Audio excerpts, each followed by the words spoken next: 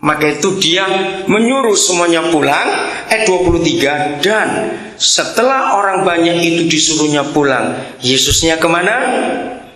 Naik ke atas bukit untuk berdoa seorang diri. Jadi baru dia bisa menikmati kesendiriannya. Tapi pun gak lama. Lihat kalimat berikut. Ketika hari sudah malam, ia sendirian di situ.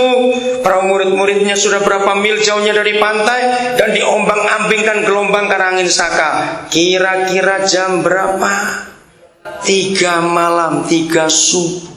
Jadi baru belum sampai 2 jam dia menyendiri untuk menenangkan goncangannya. Dia harus turun lagi menolong mereka yang hampir tenggelam. Tapi lihat kurang ajarnya gereja. Begitu Yesus datang, hai Tuanku. Bayangkan kurang ajar. Coba kalau Yesus kayak kita apakan tuh orang 12 itu? Coba jawab.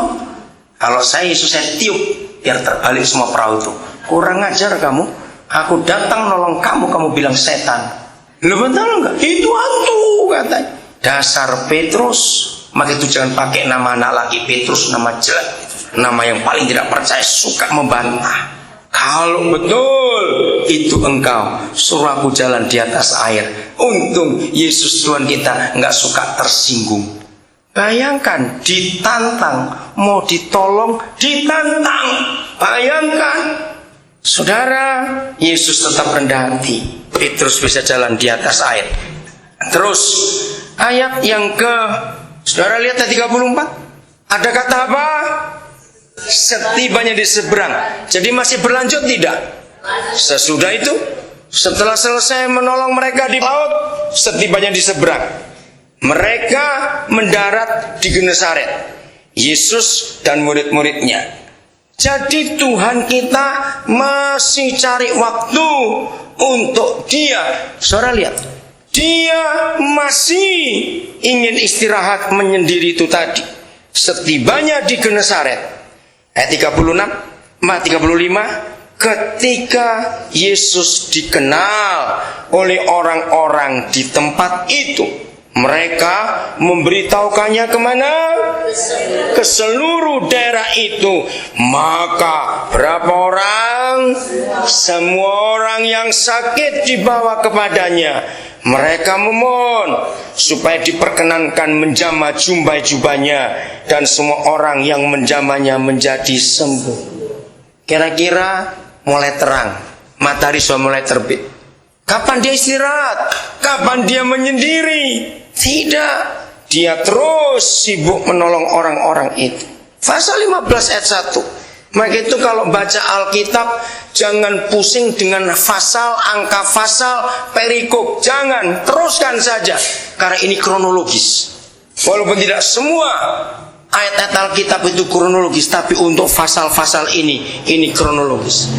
Ada kata apa? Ayat 1:15. Kemudian. Jadi sambung tidak?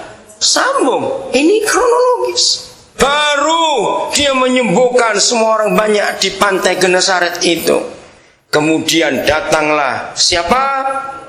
Beberapa orang-orang Farisi dan ahli Taurat dari Yerusalem kepada Yesus dan berkata, debat ini saudara. Apakah Yesus berkata, maaf aku capek, pulang dulu, minggu depan saja datang? Tidak, dia layani orang-orang itu. Panjang loh perdebatannya, sampai ayat berapa itu saya nggak baca. Ayat 21. Kalimat apa? Ayo baca ayat 21 pasal 15 cepat. Lalu masih sambung tidak? Sesudah itu setibanya, kemudian ini sambung terus. Lalu setelah melayani perdebatan para ahli Taurat dan orang Farisi dari Yerusalem, Yesus pergi dari situ dan apa? Menyingkir. Berarti dia belum selesai dengan kebutuhannya sendiri. Dia mau tenang, dia menyingkir. Bayangkan saudara, begitu dia menyingkir ke daerah Tirus dan Sidon, maka ada siapa lagi? Datang seorang perempuan Kanaan. Kita tahu kisah ini. Apakah dia tolak? Tidak, dia layani. Luar biasa. Sudah, ayat 29. Bagaimana?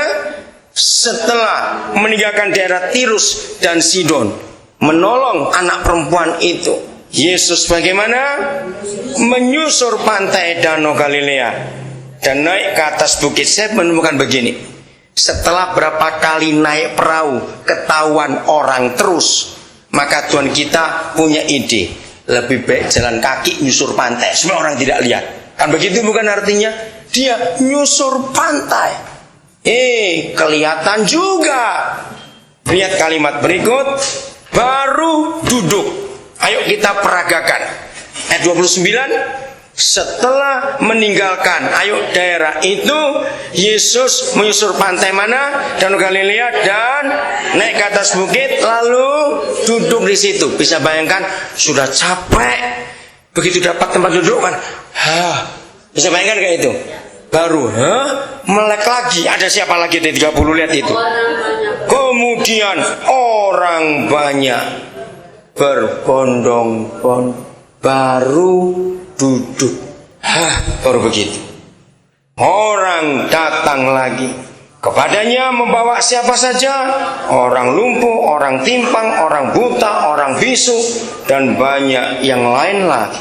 Saudara, mari kita lihat firman ini bukan cuma hurufiah saja. Ingat, zaman kita hidup ini ada banyak orang yang melek matanya tapi buta mata hati. Betul? Banyak orang yang tidak timpang secara fisik tapi timpang secara jiwa. Enggak seimbang hidupnya, enggak balance. Tidak lumpuh tapi enggak bisa jalan. Hidupnya terpenjara. Ngerti kata-kata ini? Ada banyak orang-orang seperti itu di sekitar kita. Maka itu kejam gereja. Kalau kita sibuk pesta rohani terus, kita nggak ngurus orang-orang. Jangan saudara membantah gini, tapi gereja kami itu luar biasa, sibuk ngundangin orang, ayo datang. Yang diundang nggak mau datang.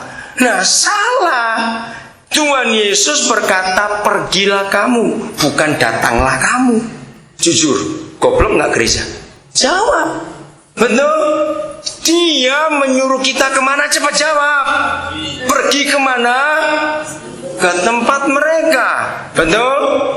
Tapi kenapa kita membalik firman itu? Kamu datang ada musik di sini. Enggak bisa. 1 Juli 94, saudara. Saya nggak akan lupa hari itu. Saya ikut konvensi misi di Jawa Tengah.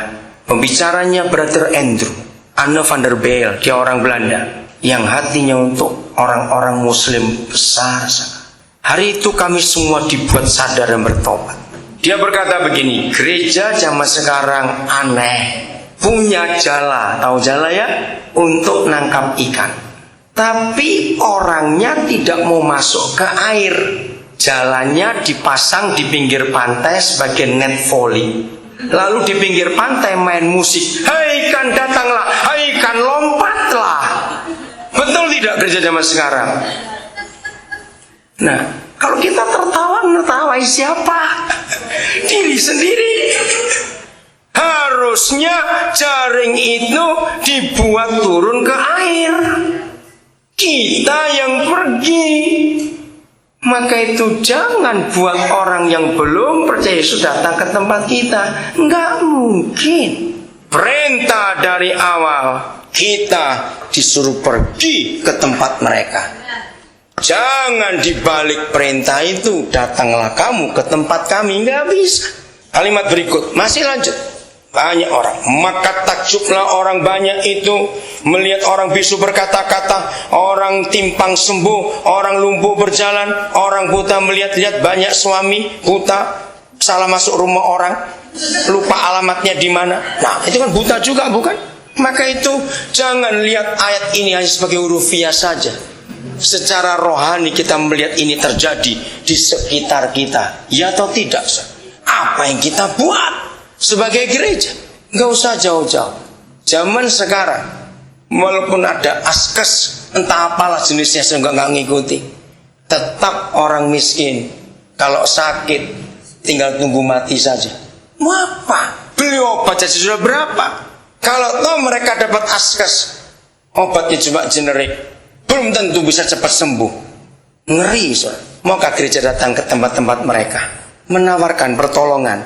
Nggak usah mikir jadi Kristen, itu urusan nanti. tawarkan saja, ada kasih. Pernahkah kita mengunjungi rumah sakit umum, tanya para perawat, mana pasien miskin yang nggak bisa apa-apa, datangi.